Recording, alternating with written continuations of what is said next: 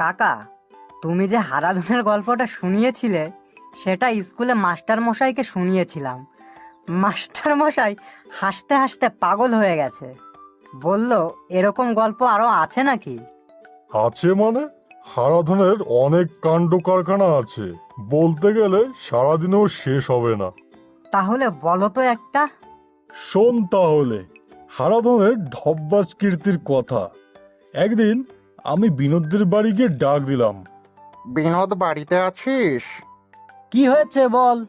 আরে হারাধন এসেছিল বাড়ি, বলল মাঠে আয়। চল বিনোদ, আমরা মাঠে গিয়ে আড্ডা মারি। হ্যাঁ, আড্ডা মারতে না ওর ঢপ শুনতে? দিনে তো একবারও সত্যি কথা বলে না, দিন রাত শুধু ঢপ মারে, ঢপ বা ঝাড়াদন। তাহলে শোন, আগের দিন আমাকে কি বলছিল জানিস? কি? ও নাকি জাহাজ চালিয়েছে, গল্প দিয়ে না জায়গা পায় না। জাহাজ মানে উড়োজাহাজ?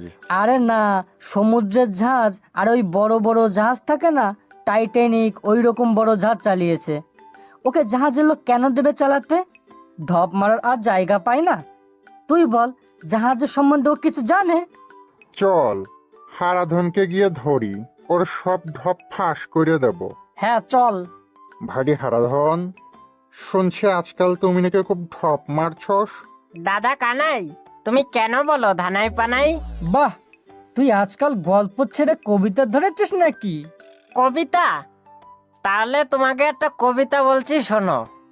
আগুন গেছে বাগুন খেতে, করতে পেঁপে চুরি, মটরশুটির কলা খেয়ে পেটে হলো বুড়ি, বেগুন পোড়ায় ভারী মজা, খেতে হবে আস্ত গজা, নাইকো গজায় মিষ্টি, পৃথিবী আমার সৃষ্টি। অসাধারণ কবিতা, অসাধারণ। কি করে বানালি রে? তুই হলো আমাদের গ্রামের গর্বের প্রতীক, কবিশ্রী হারাধন যুক্ত। কি কবিতা বললো! কোনো আগা নেই, মাথা নেই, কিছুই বুঝার নেই, পুরো ওর মতনই পাগল। শোন বিনোদ, তুই বেশি বুঝতে যাস না। ওই দেখ, কে যায় রাস্তা দিয়ে, আমাদের ভোদ বাড়ি। ভোদো, ভারী ভোদো, শুনে যা, এদিকে আয়। বল, কি হয়েছে? এই দেখ হারাধন কি বলছে। ও আর কি বলবে? জানিস আগের দিন কি হয়েছিল? কি? এই দিন তিনিক হবে আমি আর হারাধন মাঠে গিয়েছিলাম মাছ ধরতে। আরে ওই বিলের মাঠে। তো হঠাৎ বৃষ্টি আসায় আমি তো দৌড় মেরেছি বাড়ির দিকে, কিন্তু হারাধন আর আসে না। রাস্তার কাছে দাঁড়াইছিলাম। এবার শোন হারাধনের কাছে। হারাধন কি করছিল 5 ঘন্টা ধরে মাঠে? আরে আসলে হয়েছিল, সেদিন ওই মাঠে বস্তা নিয়ে গিয়েছিলাম সবাই বসবো বলে। তা হঠাৎ করে বৃষ্টি আসায় ও তো চলে গেল বাড়ি, আর আমি একা বৃষ্টির জন্য বস্তা মুড়ি দিয়েছিলাম। আমি কি ভিজে ভিজে বাড়ি যাব নাকি? আমি কি ওর মতন অতটা পাগল? যখন বৃষ্টি থামলো তখন ওই বস্তাটা খুলে বাড়ির দিকে আসছি, তা অনেকটা সময় কেটে গেল। রাস্তা আর শেষ হচ্ছে না, যত যাই তত জঙ্গলের মধ্যে ঢুকেই যাচ্ছি। এক সময় তো পুরো অন্ধকার জঙ্গল। আমার যেহেতু ভয়টাই করে না, তাও অন্ধকার তো, লাইটও নেই।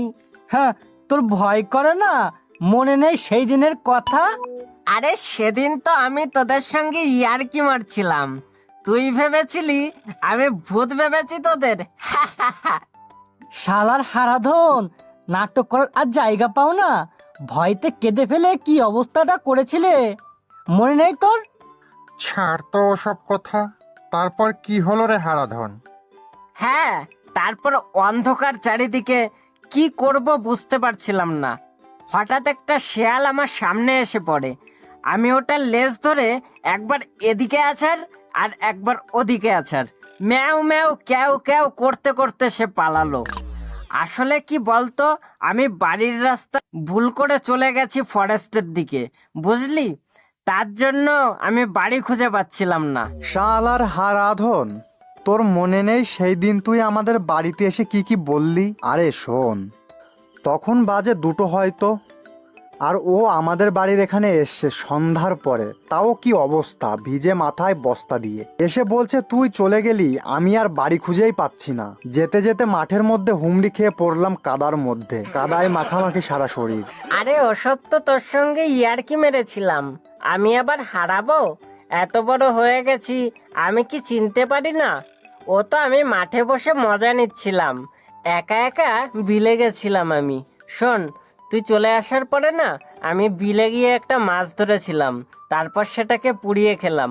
উপর দিয়ে একটা হেলিকপ্টার যাচ্ছিল, আমি ইশারা করে বললাম মাছ খেয়ে যাও, তখন ওরা দাঁড়িয়ে আমার সঙ্গে পিকনিক করলো, পোড়া মাছের পিকনিক। তারপর মাছ খাওয়া হয়ে গেলে হেলিকপ্টারে করে আমাকে বাংলাদেশে ঘুরতে নিয়ে গেছিল। তারপর ওখানে গিয়ে আরে তুই থাম থাম, আর একটু তো কান্দে রক্ত বেরোয় যাবে।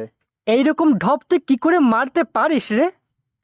আচ্ছা, তোদের মনে হচ্ছে আমি ঢপ মারছি?